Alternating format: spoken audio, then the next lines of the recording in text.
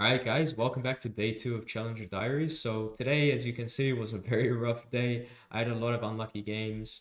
I think I performed decently overall.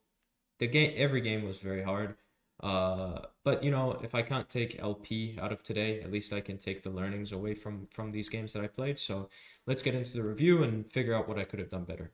Alright, so game 1 here, we're playing Irelia versus Akali. Pretty not the best matchup, not the worst either. There's a lot of counterplay. Level 1, a bit of shenanigans. We ended up killing 3. We got 3 for 2. So the outcome wasn't too bad. Varys got 2 kills, my top got 1 kill. But as you'll see, they end up both losing lane solo. So yeah, obviously not not an ideal situation to be in. Let's look at what I could have done a bit better here. I think this is all fine. The trades were going really well. She has Ignite, so if I base there and TP back, she's going to be in a really rough spot. Now in this situation, I let the wave come in, and basically what I should do here is I should just let this wave crash. I'm not healthy enough. I'm not in a position to threaten to win trades with this freeze, and because I froze, I lost so much HP. This is just a complete fake freeze. I should never freeze here, and the result was that I ended up getting chunked out. I had to take a much worse space than Akali. Akali got a lot of tempo on me. And so when I come back here, it's not ideal. So yeah, not ideal there. Now I come back, I pull the wave. This is fine. I can take some nice trades with this wave state. Okay. I think I can... Yeah, Bard shows up here, which was kind of annoying because that was my window to look there. This is all fine. I mean, this is where the game goes really shit, because I'm doing well in farm, I'm just farming well, but then for some reason I just go here. And this is dog shit, because essentially here, Akali can just kill me very easily. I'm outside the wave. I'm very immobile in this situation because I have nothing to jump to, and she just very easily kills me here. So, very poor choice. We secure the Drake here. I should just leave with the Drake, and basically, as a result of this, my team actually ends up dying as well. So, because of my death, we lose so much. And I honestly think this was in the review. Just, this was kind of the losing moment of the game. So, yeah, I'm going to end the review here. Let's go to the next one. Okay, game 2, Irelia versus Ryze. Now, not the best game, I would say. Again, I did a pretty good job in the early levels, let him push. I got some really good trades here.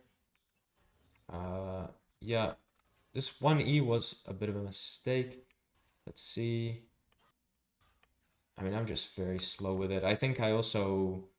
Honestly, can I go a bit earlier maybe? No, I think I should just thin this out more. Queue these minions, thin it out a bit. If he continues to trade me, then I can look for the E. So I think the E was a bit rushed. And then here, I just go for the potential solo kill. I blow his flash.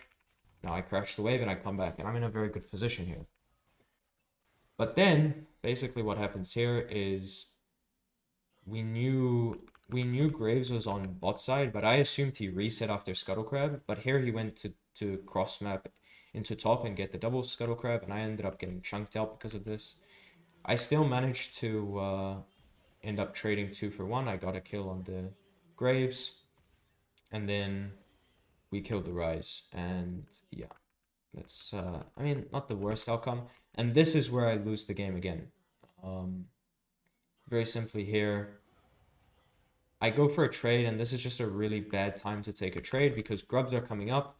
We actually have a pretty strong 3v3. Like, if you look at our champs, we actually do decently well into their champs. So what I should do here is I should just accept this wave, handshake the wave, let it crash, bounce it out, be there for grubs with a level 6, and we're chilling. But here, I go for a trade, and then I also miss the fact that Graves could be topside here. So, yeah, because Graves pathed top to bot here, he's gonna, after his reset, he's gonna go back to clear his top camps. Grubs are coming up, so of course he can very easily be here on the top side. So, yeah, this was a very big mistake. Don't think it was quite in the review. There were a few more skirmishes that I wanted to look at. Yep, so here I move to the grubs. I push him off. Here, I make another skirmishing mistake. Instead of R-ing the Graves, I should just go for a double E here. I can very easily land an E on this guy. And then I would still have the R to play the skirmish, and I think that would be just a lot better here. If I'm also E-ing, then I'm probably not going to take as much damage, but yeah. After that, I mean, yeah, I'm sitting on so much gold. I should just get out here. Lulu moves, and I see Lulu moving too late, and I die. So yeah, I think that death was kind of end of review. Definitely some skirmishing issues there. And yeah, I just misunderstood what was happening. So yeah, that's the end of that review. Let's go to the next one. Okay, so we're playing Tristana versus Malphite here. Now, basically with Tristana mid used to be a lot stronger early game, and they've nerfed a lot of her early power. Now she's a lot more about scaling. And with this idea of scaling, basically she wants to play for 1300 gold for a BF sword.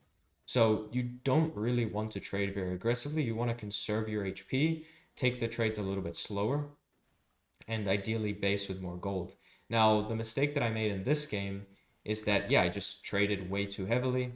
Got to the point where after, getting chunked out in some of these trades, I ended up being very low. I also wasn't CSing super well. So, yeah, then here, I should just base. I was thinking about potentially sticking around for BF sword. But yeah, I just ended up basing. I think what I can do here is probably just base for like a long sword. I don't know. I'm not going to focus too much on that. I don't think that's the most important thing. But then here I ended up getting chunked out. And I'm sticking around on very low HP. I just should base, but again, I'm greeting. And then Malphite hits 6. And he kind of outplays me here. Outplays, quote unquote. But yeah, I think, yeah, there was another bad death as well here. I just didn't anticipate this. I think Malphite can probably go for this. Maybe in the 1v1. Probably not looking at it again, but yeah. I didn't track Zed or kind of like assess their threat. I think going forward, I wanted to look a little bit more into the mid game this game because the mid game got pretty interesting. So let's see. I deploy bot here. Yeah, I deploy bot. Looking at the tab, top lane is fairly even. My jungler is not doing too well, but he's going to be very tanky. And my ADC is doing quite well. So my idea of this game was I just wanted to be on this side of the objective, push this out, get my items. We can group up here, secure the Drake. I didn't want to stick around, so I just took my base. I got the mid wave, pushed this out. I think this is all correct. I don't like this because I just lose so much HP for nothing. It would be nice to cancel this base here, but yeah, I don't want to lose all this HP. But yeah, I get bot tower, I get bot wave. I'm actually getting quite strong from farm. So here, I wanted to give the Arakan and play for top tower here. I think this is all correct. Zed was on me. This is all fine. I think the main mistake here is, from memory, going back, I remember that I thought that Riven was going to get the mid wave. And because I thought Riven was going to get the mid wave, I didn't go for it. But looking back at this, I should just go mid here. I should go mid, get the mid wave, make them react to the mid wave, and then we can move in. We're in no rush to play the Arakan, and we probably don't want to play the Arakan here. Drake is coming up. You don't want to contest Arakan on equal terms. Like, if the enemy team is there 5v5, it's a bit rough to contest Arakan. So ideally, what I should do here is just go get the mid wave, make them react, and then we play for Drake instead of Arakan. Yeah, I mean, I don't think I played it too badly, apart from the few top waves. I actually liked how I played this mid game, but then yeah, we just didn't have ends. So yeah, and then that just made the game unnecessarily hard. I don't think it's worth looking past that point. So yeah, let's go to the next game. All right, so that's gonna be it for today, guys. Pretty shit day overall. Kind of a bit demotivating, but I could have played a lot better. And at least if I'm not gonna get LP from a day like this, I'm going to get the learnings, and that's what we got, right? So I think tomorrow I want to try something a little bit different.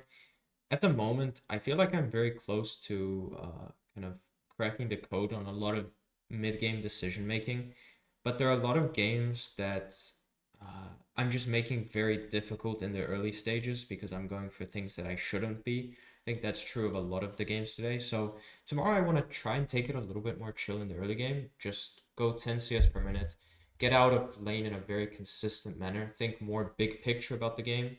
And then in the mid game, if I come into the mid game in a consistent wet manner, then I can have basically just like a clean slate of decision making where it's very straightforward to make the correct decision. So that's my goal for tomorrow.